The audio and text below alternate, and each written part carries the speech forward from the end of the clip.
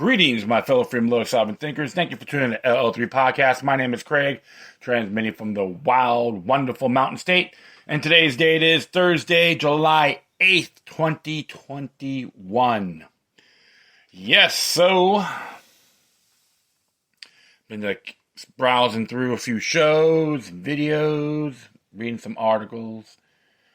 Yeah, it looks like some Spanish researchers talking about the Pfizer COVID-19 vaccine has an ingredient entitled graphene oxide, and they're convinced there's around 99.993% that's in that particular serum. Ooh, man, and they want to follow through and make sure it's official. But that's why when people talk about the so-called COVID-19 vaccines, people just jump the gun, assume, I think so, I'll trust anyone, so I won't get the horrific disease or illness. It's just plot gets thicker and thicker. Of course, the mainstream garbage media don't want you to know this.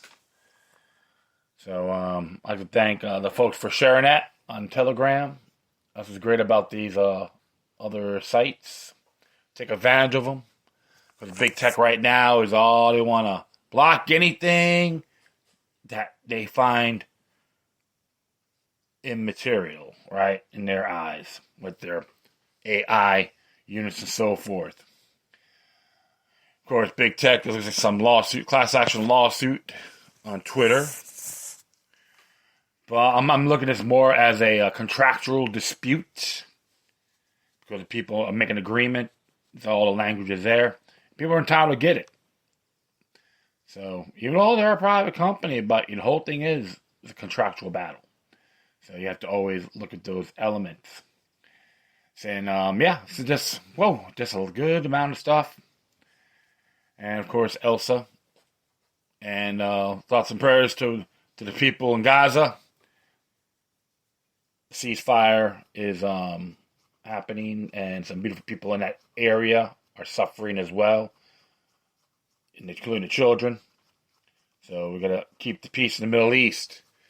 Always beware of the New World Order as well. So that's the thing they like to do. They want to manifest and point fingers and so forth. You gotta look at all sides the best you can. And of course, you got folks that's out there still trying to compare the Virginia battle flag as the Confederate States of America as Nazi Germany. Totally ridiculous. Remember, it's government. They have their differences. I've read the Confederate Constitution as well. And talked about slavery, importation of slaves. But people need to go a little further. I think I probably said this in my past episodes. Do a little homework in this area, because if you don't learn from the past, we're gonna damn near repeat it. That's what's been happening, and they always have a head scratcher. Like, wow, doesn't matter what side you're on. We gotta look at all the remedies, the ramifications of cause and effect. Many people forget that. Yeah, of course, everyone's making a big stink what happened in Fort Laurel, New Jersey. That one guy using racial epithets. Yeah, I call it more of a glam fight that got exploited. For someone like that, I just laugh at him. Like, good grief. I just laugh at him, He's the one who's exhibiting himself as a degenerate with that racial epithet. And that's what it means to me, a low-life piece of garbage. And he was exhibiting that pretty well. He's a fool. And all the knuckleheads came out, throwing stuff at him, throwing garbage and debris. Right on the police as well. That's very juvenile. And I have to agree with former officer Jack Tatum on that one. Like, very juvenile, And using their synthetic flags, the communist sympathizing flags. Come on, grow up. But it is hilarious. Glam fight just got exploited, as far as I'm concerned. And I was watching this one video too with Michael Taylor from Armed Fishermen, which I met, good folk. And watched it and got the copies of the video from Daytona when they tried to ask him for his fishing license, which is illegal because you have to be a Florida Wildlife Commissioner, FWC, which is in the law, by the way. And just to let you know, in Florida, to all you folks in the Sunshine State, you can go hunting, to or from hunting, fishing, camping. You can carry, open carry, without a permit. But all these glamour people, oh my God! You know, they all like freak out. Know the damn laws before you jump the gun. And I don't care if you're born in that state or you're from the Northeast region. You don't bring your contaminated nature with you. You leave it out there. You don't bring your tyrannical attributes. Oh my God, this guy is carrying. I think it's a fully automatic weapon. I watch his clips. I just start laughing. And don't get me wrong, I'm not, anti-law enforcement or anything like that. But you always have your dimwits in that institution as well. And even that one woman, she's from that video is hilarious. Just go to Armed Fisherman on YouTube, and you can see it for yourself. It is hilarious. Okay, so tell him Look the Third sent you. He'll appreciate it. But it's just, hey, know your law. Know if you're gonna be a resident of a certain state, know the laws, know the culture, and don't say this is how we do it in other places. It's invalid. All right. Someone tell me that guy. I tell him, so what? So shut up. That's just my nature. Tell to shut up. It's null and void. Can't be me. Can't be him. Yeah, so, alright, well, enough of me ranting here. We're going to do a couple of topics. And this one here came from the freeflorida.me. Good mate named Chris Nelson. He's been making waves in Broward County. He was the one who spearheaded the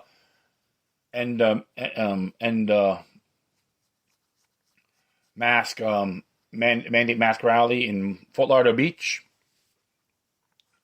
Yeah, it's good. Yeah, he's good. I gotta give him props. Yeah, he's making waves, and people like that you should support. Okay, so doesn't matter where you're at.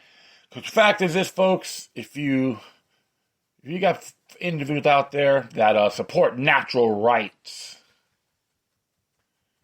doesn't matter if you agree with them or not, make sure that right will be supported or endorsed. If you don't, and you let it go, yours can be next. You could be the next victim of tyranny. Well, here's what he has to say here. This is pertaining to Broward County.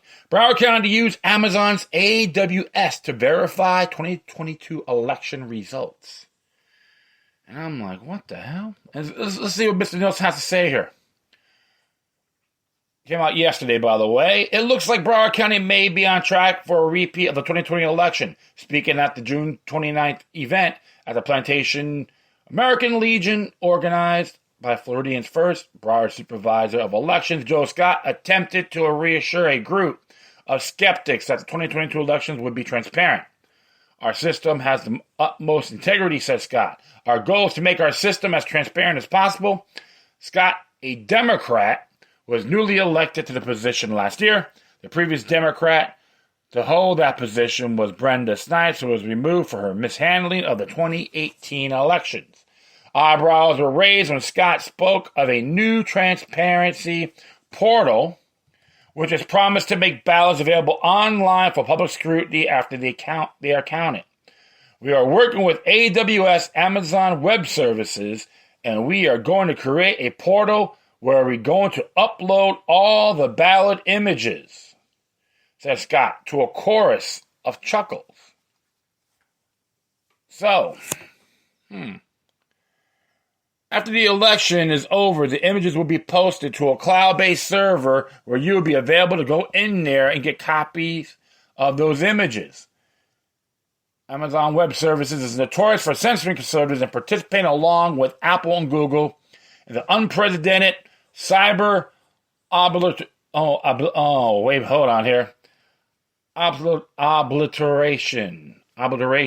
of the conservative social media site Parler back in January.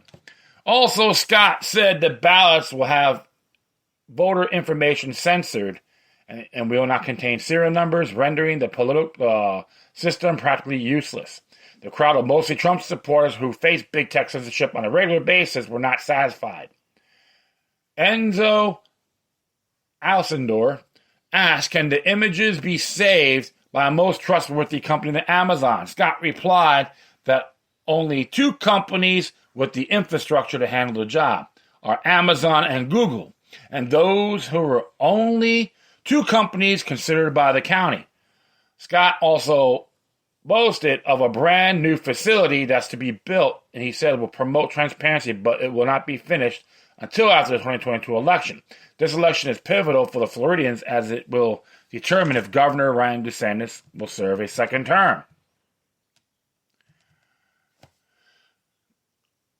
The issue of voting machines with internet connections was brought up by the GOP precinct committeewoman Anna DeZenze. How can I be sure these machines will not be connected to the internet before, during, and after the election day? Asked Tennessee.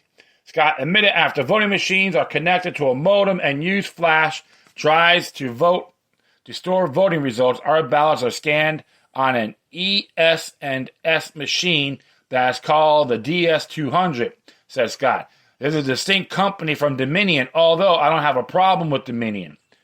There's a site here. Go please read about the DS200 machine here. There's a website on that, so check it out yourself. Those two DS200s do have a modem that allows the results to be transmitted back to us on election night, according to Scott. According to Scott, Broward County will also be using a second relatively new Boston-based company called Clear Ballot for audits and recounts. On their website, Clear Ballots markets themselves as a cutting-edge in mail-in ballot usage. Their mail-in system, ClearVote, is used in states like Oregon and Washington, which have embraced mail-in ballots for years and are so ironically Democrat strongholds. They brag that they were instrumental in helping to manage the tens of thousands of mail-in ballots that flowed into Buck County's Philadelphia, which famously tipped the scales for Joe Biden's days after Election Day. Scott endured about 1 hour of intense questioning and concluded with his views of the Arizona audit. It is a sideshow that I don't have time for. Well. So if you call it a sideshow, why just step down, clean out your desk?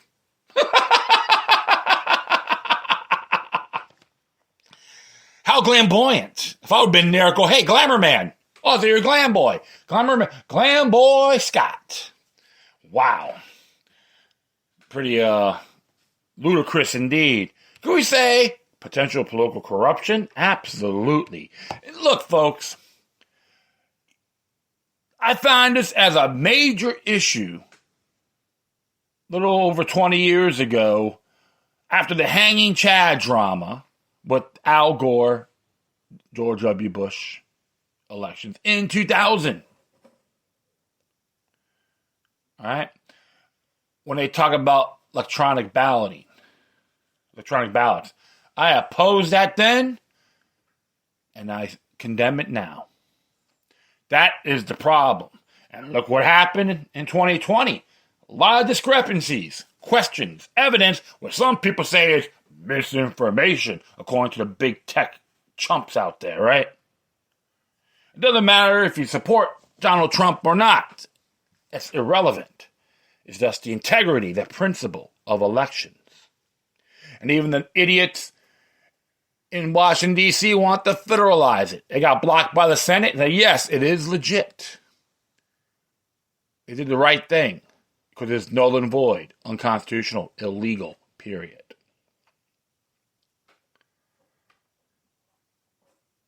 I am not too keen with this whole internet thing. And what constitutes, they can look into it. Okay? examining these things. I have to question that too. How far is it going to go? Okay, they may have the ballots, but they're not going to have the serial numbers and all that, which is fine. But I'm not going to be too sure how accurate it's going to be. Can it flip? Absolutely. Altered, compromised? Yes. Edit it? Absolutely. Yeah, Joe Scott. I'll be back. All right, let's take care of a little business. That's all right. So those are areas we have to really pay attention, folks. I am not too fond of this. And Amazon was part of the whole technocratic realm. Yeah, technocracy for the Broward County elections. Not good at all. Not too fond of it. You're going to keep it just to keep track, put it in the paper, track is fine, and if necessary, do the audit. And I know it takes 18 months. They have to hold it. They can't burn it, or they can't do anything. They got to hold 18 months, if I'm correct, or 24 months. I know there was a case of Canova versus Snipes on that, which you want to examine the ballots, and they destroyed them. When he was running primary for Debbie Wasserman Schultz. He may have some progressive views, but you know what? Doesn't matter. I chat with him. He's good folk. We'll have disagreements, but we can still have a great dialogue. And that was a powerful case. And I give him props for that. Because, like I said, they can do it to any of us. And this one here, I question immediately. And I suggest to Joe Scott, don't use AWS or any other technocratic company that has to use internet-based material when it comes to our elections. Period. All right, I'm going to do one more here. This is actually pertaining to the Second Amendment. Of course, you ever hear about that knucklehead Chipman, Chipman, probably his favorite cartoons, Alvin and the Chipmunks, the way he talks and the way he thinks. Alvin and the Chipmunks has higher integrity than that. Not idiot. But, and of course he's going on in San Jose with their illegal laws, okay, which is invalid contract according to their own California Constitution. Just give you a couple of here. And, of course, they want to use the whole registration crap and so forth, which is Jim Crow 101. All right, well, this one here came from John Whitehead from the Rutherford Institute. It's a commentary. The Second Amendment's right to bear arms, what it means. What it means with 2A. So let's see what this Mr. Whitehead and Nisha Whitehead has to say. As it says here, of course, a well-regulated militia being necessary to secure a free state, the right of the people to keep and bear arms shall not be infringed. The Second Amendment to the U.S. Constitution. You can largely determine where a person will fall in debate over gun control in the Second Amendment based on their view of government and the role it should play in our lives. You can largely, in the first group of those who see the government as a nanny state, empowered to look out for the best interests of the populace, even when that means overriding our rights as individuals and free will. These individuals tend to interpret the Second Amendment to mean that only members of law enforcement and the military are entitled to own a gun. Case in point, President Biden recently and wrongly asserted that the Second Amendment from the day it was passed. The limit type of people who could own a gun and what type of weapon you could own, you couldn't buy a cannon. In the second group of those who see the government as inherently corrupt, these individuals tend to view the Second Amendment as a means of self-defense, whether that involves defending themselves against threats to their freedoms or threats from individuals looking to harm them. For instance, 11 men were recently arrested for traveling on the interstate with unlicensed guns that were not secured in the case. The group reportedly associated with the Sovereign Citizens Group claimed to be traveling All right, I'll just start from here. These individuals tend to view the Second Amendment as a means of self-defense, whether it involves defending themselves against threats to their freedoms or threats from individuals looking to harm them. For instance, 11 men were recently arrested for traveling on the interstate with unlicensed guns that were not secured in the case. The group reportedly associated with sovereign citizens groups claimed to be traveling from Rhode Island to Maine for militia training. And there is the third group, made up of those who view the government as neither good or evil, but merely a powerful entity that, as Thomas Jefferson recognized, must be bound down from mischief by the chains of the Constitution. To this group, the Second Amendment's assurance of the people's right to bear arms is no different from any other right enshrined in the Constitution to be safeguarded, exercised prudently, and maintained. How to exercise this right is the question that keeps jockeying for supremacy before the U.S. Supreme Court. After declaring more than a decade ago that citizens have a Second Amendment right to own guns in one's home for self-defense, the court has not been tasked with deciding whether the Constitution also protects the right to carry a gun outside the home. That's in Hawaii. If I'm correct, that's in Hawaii. If you look at the state constitution, Article 1, Section 17. Okay, just to give you one example. But there's, I think, a few things in there, which is all connect, okay? The case, New York State Rifle and Pistol Association versus Corlett, takes issue with the state law that requires a license in order to carry a concealed gun outside the home. On the heels of Corlett is another legal challenge to the state's authorities to regulate or ban outright a gun ownership outside the home.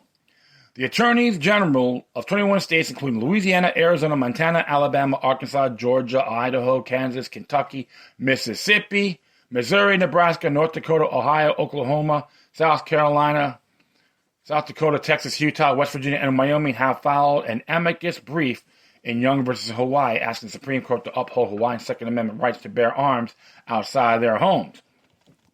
Unfortunately, with the various federal circuit courts of appeal continue to disagree over the exact nature of the right to protect by the Second Amendment, the government itself has made its position extremely clear. When it comes to gun rights in particular and the citizens of citizenry overall, the U.S. government has adopted a do what I say, not what I do mindset. Nowhere is a double standard more evident than the government's attempt to arm itself to the teeth, all while viewing a suspect anyone who dares legally own a gun, let alone use one in self-defense. Indeed, while it still technically remains legal to own a firearm in America, possessing one can now get you pulled over, searched, arrested, subject to all manner of surveillance, treated as a suspect without ever having committed a crime, shot at, and killed. This same rule does not apply to law enforcement officials, however, who are armed to the hilt and rarely given more than a slap on the wrist for using their weapons against unarmed individuals. Now, the Biden administration is setting its sights on gun control. Mark my words, gun control legislation, especially in the form of red flag laws, which allow the police to remove guns from people suspected of being threats, will become yet another means by which to subvert the Constitution and sabotage the rights of the people, giving police the power to preemptively raid homes in order to neutralize a potential threat is a powder keg waiting for a lit match. Under these red flag laws, what happened to Duncan Lemp, who was gunned down in his bedroom during an early morning no-knock SWAT raid on his family home, could very well happen to more people. That was in Maryland. At 4:30 a.m. on March 12, 2020, in the midst of the COVID-19 pandemic that had the most country under a partial lockdown and sheltering at home, a mass SWAT team deployed to execute high-risk search on warrant for unauthorized firearms stormed a suburban house where 21-year-old Duncan, a software engineer and a Second Amendment advocate, lived with his parents and 19-year-old brother.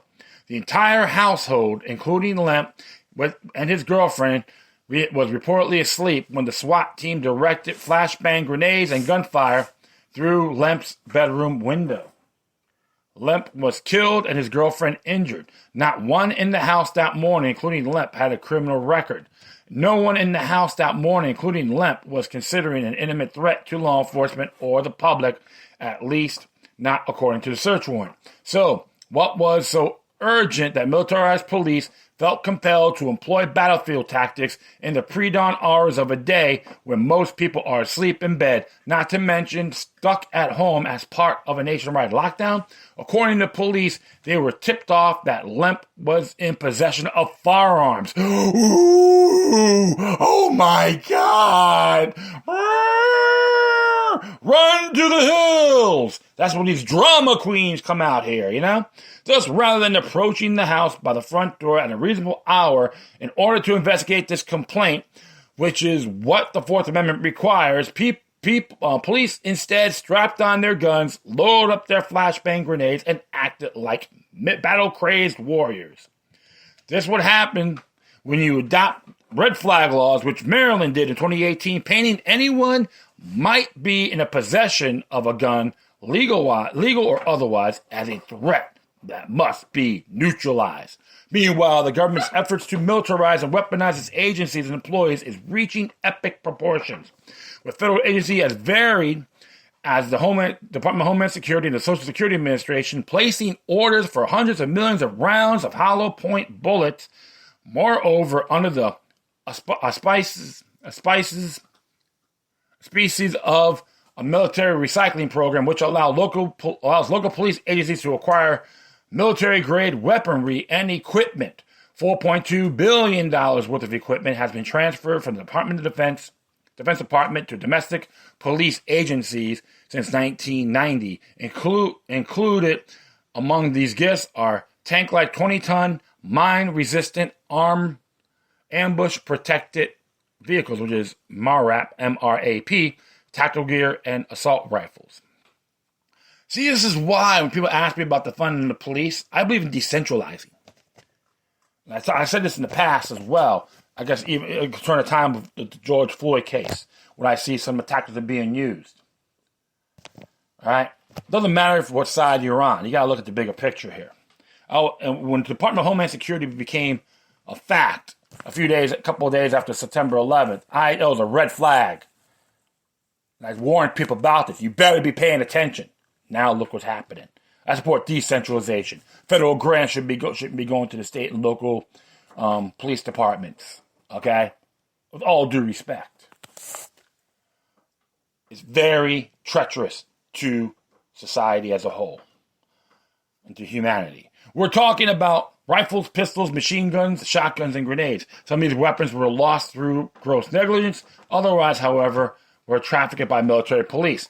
The U.S. military boasts weapons the rest of the world doesn't have, and I continue to develop even more weaponry, each deadlier than the last. Make no mistake, every last one of these weapons will eventually make its way back to domestic police forces to be used against the American people.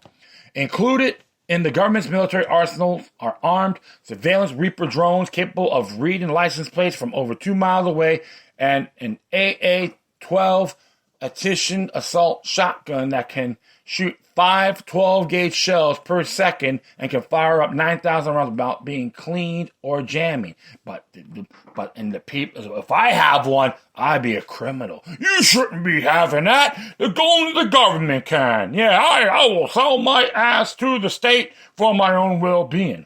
It's like people. It's how some of these people think. Okay, and even some of my Facebook pen pals have that mentality. All right, her conform mentality. So, all right, I will continue on here. Let me just look. And adaptive invisibility cloak that makes a tank disappear or seemingly reshaped to look like a car. A Phaser rifle capable of blinding and disorientating anyone caught in its sight.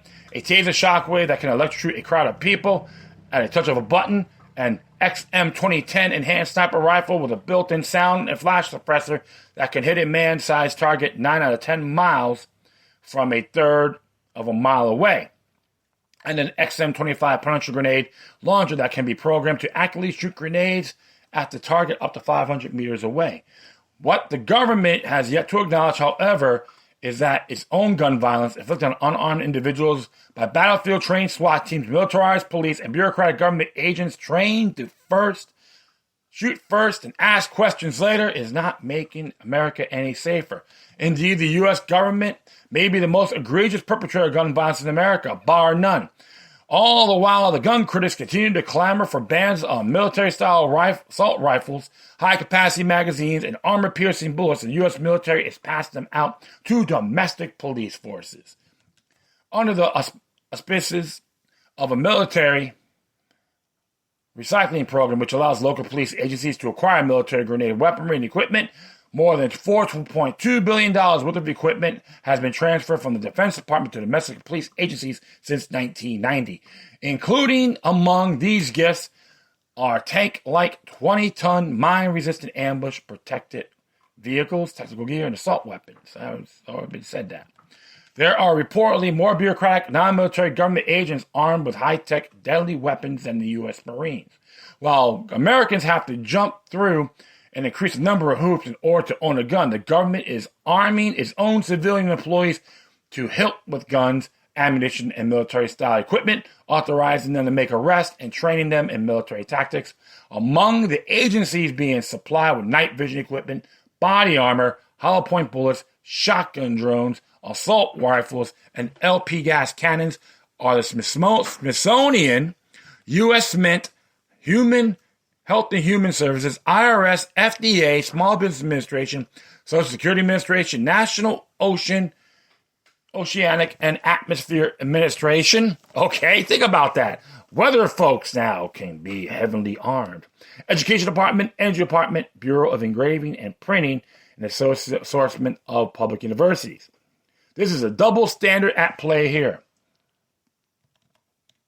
How is it while violence has become our government's calling card for more than 80,000 SWAT team raids carried out every year on unsuspecting Americans by heavily armed black-garbed commandos and increasingly rapid militarization of local police forces across the country? To the drone killing used to target insurgents, we the people are the ones who must be regulated, restricted, and banned from owning a weapon? If we truly going to get serious about gun violence, why not start by scaling back the American police state's weapons of war? I'll tell you why, because the government has no intention of scaling back on its weapons. We've allowed ourselves to get so focused on debating who or what is responsible for gun violence, the guns, the gun owners, or a violent culture, and whether the Second Amendment allows us to own guns, that we've overlooked that the most important and most consistent theme throughout the Constitution. The fact is that not merely an enumeration of our rights, but was intended to clear shackles on the government's powers.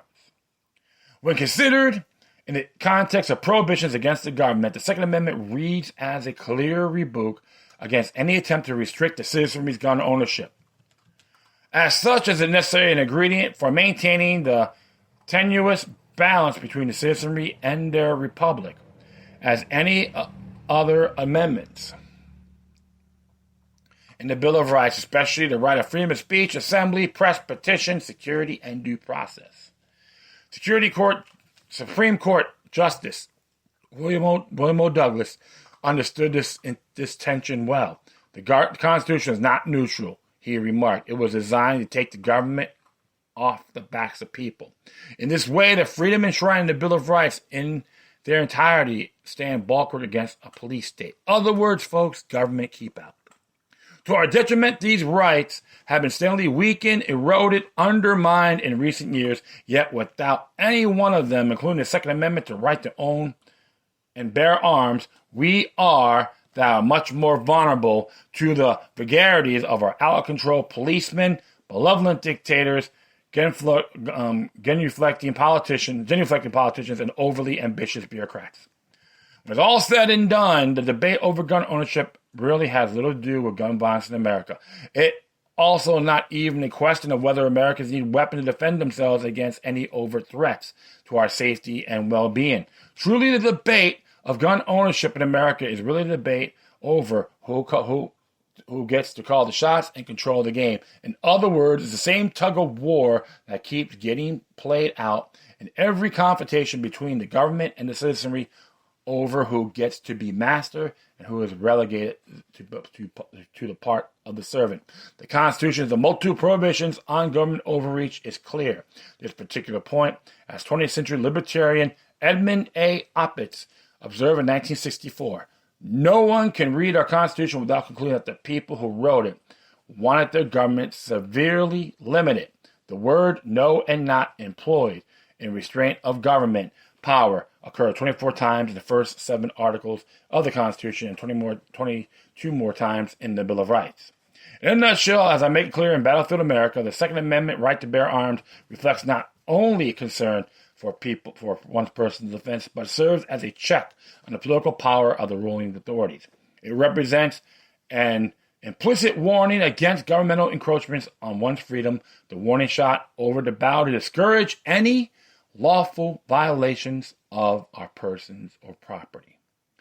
As such, it reinforces that necessary balance in the citizen-state relationship, as George Orwell, who plays a starring role in my new novel, Eric Blair Diaries, noted, quote, that rifle hanging on the wall of the working class flat or laborer's cottage is a symbol of democracy. It is our job to see it that it stays there. Yep. Interesting quote. That's what it means, folks. Government keep out. And even too, on the state level, many of the constitutions in the states have the right to keep and bear arms. Sometimes they contradict themselves, including Florida's Article 1, Section 8. I'll be very fair. And even in Constitution of New Mexico. But the whole thing is, you got to look at everything to the whole package. You got to read it in its entirety because there's things you could interconnect, coincide. Like basic rights, Article 1, Section 2. We got certain natural rights that are considered inalienable. That's Florida. They have inherited rights in states like New Mexico and Colorado, okay? If you look at their Bill of Rights. And even in Connecticut, okay? And Illinois. So that those Chicago gun laws are illegal under their own state constitution, period. When you have the state, when you have the government have more power, got more powerful farms than the people, that's a road to a police state, regardless. And even if you start reading the Fellows Papers, 29 by Alexander Hamilton, he talks about the militia being armed, and 46 as well by James Madison. Okay, doesn't mean, like I said, you all got to do is a little reading. It has its purpose. And some people still ask these questions. They're like, quote unquote, U.S. citizens. Give me a break. What the hell you do? You just like slept right through your civics? It looks like I know a lot of the school system, government school systems here within these United States are trying to water that down too. Please. Got technology. Learn it, folks. And even like in the Maryland's Constitution, their Declaration of Rights don't even have anything about the rights of Maryland, but they talk about militia and they talk about the enumerated rights, which I believe that one's Article 45. And I forgot what the other article is for the militia. And I believe it's 32. I could be mistaken. But look at your state constitutions too and interconnect everything. Declaration or Bill of Rights. Declaration or Bill of Rights. And self-explanatory. A lot of these laws they have in these certain states, a la Colorado, New Mexico, Massachusetts, Connecticut, it's illegal, invalid, void, with no force. Doesn't matter what you look like. Yes, they did have some past history about certain ethno groups weren't allowed to have firearms. I'm not going to argue about that. Of course, the 1792 Militia Act, that was wrong too. And I agree. I don't have to dwell on the past. You learn from it. The government has obstacles too. They made their mistakes. Of course, slavery. Everyone was a slave one way or the other. And just let you folks know, you think the United States were staying in blood? Worldwide, everywhere you go, people are standing on it. That's one thing about we live in a dangerous world. If you're going to leave voter security eggs in the hands of the government and the military, then you're a damn fool. Always think before you speak. Have your facts. Don't have merit. rather than be a parrot. All right. Well, that is all. I thank everyone for listening. Plus, feel free to download and share us throughout your social media networks if you want to send me a comment or questions. Feel free to please send it with decorum. Furthermore, I'll leave the footnotes of these articles on my speaker page. If you want to email me, hit me at lokiluck03@protonmail.com. If you want to donate, hit me at paypal.me or cash.app/lokiluck3. If you want to support freeflorida.me or the Rutherford Institute, Free Florida or the Rutherford Institute, that would be awesome. I'm a member. I support them, these two organizations. I am a member of the Rutherford Institute and have no shame of it. Fantastic articles and legal assistance and all that. So please, folks, support these institutions. You won't regret it. All right. Once again, thank you for your time. Plus, always remember that demoniac resistance is healthy for the soul and can liberate humanity. Until next time, take care of yourselves. Keep on spreading the love, and may your guardian spirits be with you.